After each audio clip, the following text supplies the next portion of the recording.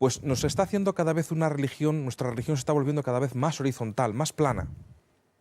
Entonces, esto evita tener en cuenta que hay una dimensión vertical, pero ojo que hay una dimensión hacia abajo.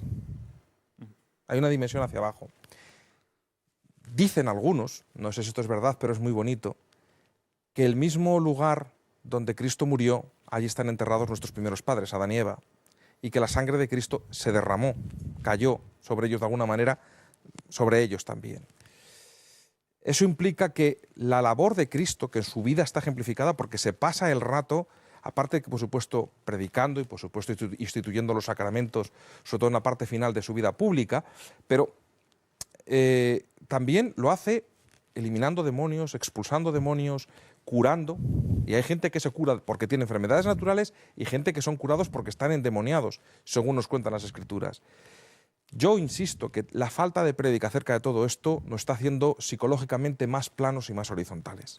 Don José Antonio, ¿qué le podríamos decir a muchos católicos de buena fe que piensan, bueno, pero vamos a ver, pero ¿cómo un Dios de amor ha podido conceder poder al demonio? Yo les digo lo siguiente, porque Jesús también en un determinado momento de las Escrituras nos dice, y le ha sido concedido poder para vencer a los... o para, no para vencer, para... Vamos a ver, pues porque nuestro Dios ha tenido una costumbre, la tiene siempre, que es respetar nuestra libertad. A nosotros, a ti y a mí nos ha hecho libres. Y con esa libertad con la que tú y yo pecamos, otros son santos. ¿No es cierto? ¿No? Y entonces, pues también a los ángeles les hizo libres. Y hay una frase de Juan Pablo II que la he leído precisamente de manos de un judío de Roma, Levi, diciendo: Dios concedió al hombre el don de la libertad y luego tuvo que pagar las consecuencias de esa misma libertad. Vino el pecado, vino el sufrimiento, vino la muerte, ¿no es cierto? Dios nos ha hecho libres y a los ángeles les hizo libres. Y eso corre un riesgo. Y al hacer al hombre libre, pues Dios corrió un riesgo, qué duda cabe. Y el primer hombre pecó. El primer hombre pecó, y no con ese pecadito de coger una manzana. La manzana esa no aparece en el Génesis. Quiso ser como Además, Dios. yo le he seguido la manzana esa, le he seguido la pista y no aparece hasta el siglo XII, de manos del teólogo Abelardo, francés. Sí. Hasta el siglo XII no aparece la manzana. Era la prohibición de comer del árbol de la ciencia del bien y del mal, que es una imagen de que el bien y el mal lo determina Dios y el hombre y la criatura obedece. Entonces el demonio va a tentar al hombre diciéndole: come de ese árbol, rebélate contra Dios, se te abrirán los ojos y serás como Él. Pero decide tú el bien y el mal por ti mismo. Ese es el pecado original, que es el pecado más actual de nuestro mundo. Nuestro hombre de hoy tiene una soberbia y quiere determinar por sí mismo el bien y el mal al margen de Dios. Y por eso le molesta a Dios. Yo el otro día, hablando con unos ateos, les dije una cosa y luego dije: Dios mío, me he pasado aquí.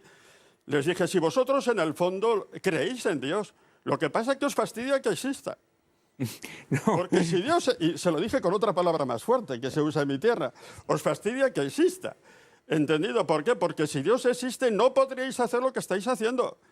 Y entonces en el fondo sois creyentes. Como tú decías en un artículo de aquellas muchachas que hicieron aquella provocación al Santísimo en una universidad de aquí, ¿no? Esas chicas eran creyentes, porque claro, si uno blasfema es porque cree. Nadie cree más, nadie cree más. Indiferentes, no harían eso, ¿no es cierto? Lo decías tú en un artículo, muy bien.